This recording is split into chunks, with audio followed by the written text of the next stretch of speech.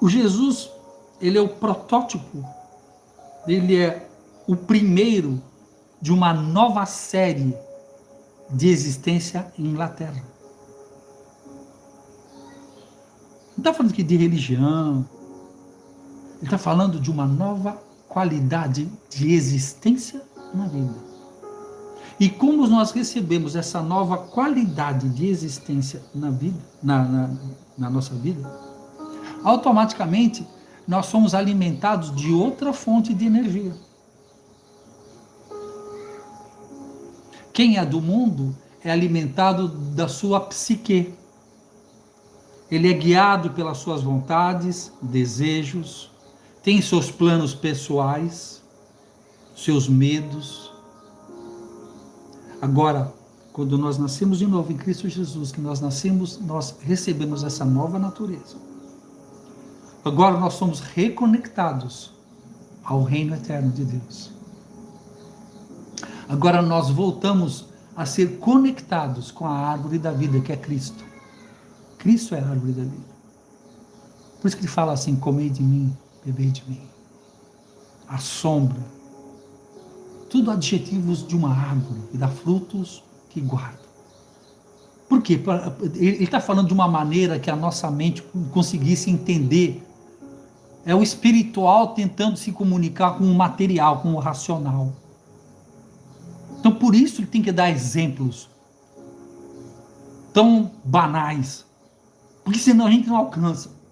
Aí as pessoas lêem esses exemplos banais que Deus está dando, porque nós somos, sem o Espírito de Deus, nós somos burro pra caramba. Então ele tem que dar exemplos bem banais por nossa causa. Ah, você acredita na árvore, você acredita na serpente? Filho, eu tenho filhos hoje de 40 e 38 anos de idade. Quando eles tinham 3 anos de idade, não dava para falar com eles a linguagem que eu falo com eles hoje.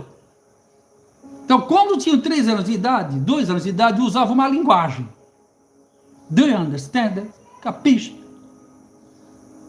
Então, Deus usa das escrituras de uma linguagem bem infantil para ver se a gente entende. Não é que ele seja infantil. Caiu a ficha? Fez o upload aí? Vocês que se acham... nossa, é muito ridículo. Não, ridículo é você que não está entendendo que está falando com a gente como uma criança. Porque nós somos criança mesmo. Ok? Outra coisa. Uma coisa é aquilo que é nascido. Outra coisa é aquele que é amadurecido. A terra aguarda pelos filhos amadurecidos, pelos filhos ruios de Deus. A terra aguarda, você pega lá, né? Você pega a tradução em português, né? E a terra aguarda fervorosamente, a terra aguarda desesperadamente pela manifestação dos filhos de Deus. Aí todo mundo pensa que é dos crentes. Não, filho. Porque dentro disso que nós chamamos de cristandade, existem 3 qualidades de existência. Primeiro é técnion, que é filho bebê. Um filho bebê, quem tem filho bebê, eu já vi um bebê, sabe que ele só serve para comer, beber, dormir, fazer cocô na fralda e xixi. Mais nada. Ele só é despesa. Você está investindo emocionalmente, financeiramente, esperando que ele amadureça. Aí depois da palavra técnion, tem a palavra tecnon. A palavra tecnon, podemos colocar, eu uso assim, tem gente que usa diferente, mas eu uso assim, como filho adulto. Tá? Com aquele que já é capaz de tomar decisões. Então, um filho adulto, então um filho técnico. Mas existe uma terceira qualidade de existência na Terra, que é com esses que Deus vai fazer, que são os filhos ruios. E quem são os filhos ruios? São aqueles que, quando chegaram à idade adulta, Deus pode pegá-los e fazer o quê? Amadurecê-los. E como é que a gente amadurece? Faz curso bíblico? Não. Ajuda pra caramba. Eu tenho alguns diplomas aqui. Ajuda, mas não me define. Você sabe o que define a tua madurez? uma coisa que Jesus falou: você quer me seguir? Tome a sua cruz e siga-me. Entendeu isso? E quando ele falou tome a sua cruz, eu digo e repito, ele não está falando daqueles 2 pauzinhos, tem muito cabeção, que aí faz pega 2 pedaços de pau, faz isso aqui, vai nas costas e fica arrastando para lá e para cá. Não é disso que está falando. Nas escrituras, vamos dizer assim, fala basicamente de 2 cruzes. A primeira é a de Cristo, como Cordeiro perfeito, e é imolado por nós. Ok? Agora, ó, a cruz que ele fala que você tem que levar, essa cruz não é um substantivo, 2 pauzinhos. A cruz aí é um processo. Você quer ser meu discípulo?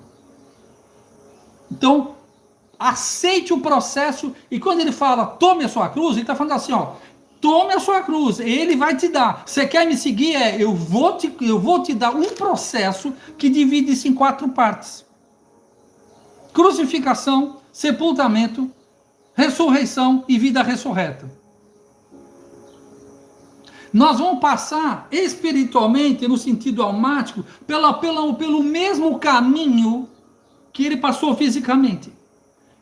Ele foi para a cruz, ficou desnudo. A morte por crucificação significa a morte, a rendição de nós mesmos. Isso que está falando. Tome a sua cruz e siga-me. Ele está falando assim, ó, você quer me seguir mesmo? Você tem certeza? Eu vou expor você a um processo dolorido e doloroso até você se cansar de tentar fazer do seu jeito. A sua força, o seu dinheiro, o seu charme, a sua capacidade. Eu vou colocar você de uma tal maneira nesse processo chamado cruz, até que você vá se exaurir. Então, vamos falar tudo resumidamente. Depois ele vai colocar... Qual foi a segunda coisa que aconteceu com Jesus? Ele foi sepultado. O que é o sepultamento? Ele vai te colocar num período porque ele vai te guardar, que eu já falei da semente caindo na terra. Ele não foi enterrado, ele foi sepultado. Mas eu estou falando do quê? É um período que Deus vai colocar você num lugar que ninguém vai te achar, ninguém vai te ver, sabe? Você queria tanto que as pessoas te ajudassem, que as pessoas te entendessem, e você está sepultado. As coisas que davam certo estão dando errado, as coisas que estavam dando errado aprimoraram a maneira de dar errado. Aí você pensa que é o inimigo, aí vai para a campanha nas igrejas, vai para a encruzilhada, vai para tudo quanto é lugar, tentando amarrar a mão daquele que está querendo te edificar. Errais por não conheceis as escrituras. O meu povo está morrendo porque lhe falta tecnologias divinas. Entendimento. Às vezes você está amarrando aquele que está te salvando. Está mordendo a mão daquele que está tentando edificar a sua vida. Só que nós estamos tão mal acostumados a ouvir tanta bobagem. Para de sofrer, fazer campanha para você ficar bom. Não existe uma campanha para você ficar bom a não ser cruz. Cruz, credo. Existem escolhas ruins que eu fiz, você fez. Nós vamos ter que pagar esse preço. Eu não estou falando de situações negativas em nossas vidas, fruto de más escolhas. Não estou falando disso. Estou falando de um processo específico de Deus nas nossas vidas. Falei da cruz, falei do sepultamento, aí tem a terceira fase, que é o que? A ressurreição. O que é a ressurreição? Cristo não, o Jesus estava lá, tudo enrolado lá, que nem nós, né? Tudo enrolado, no escuro, tudo enrolado.